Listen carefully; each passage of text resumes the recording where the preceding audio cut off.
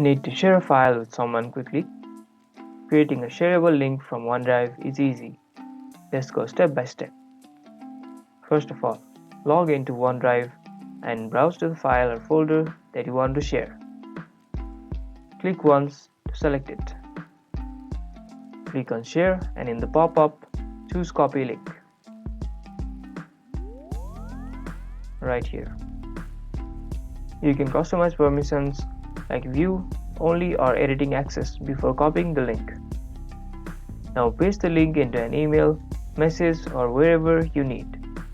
The recipient can instantly access the file. And that's it. You've created a OneDrive sharing link, ideal for quick, controlled collaboration.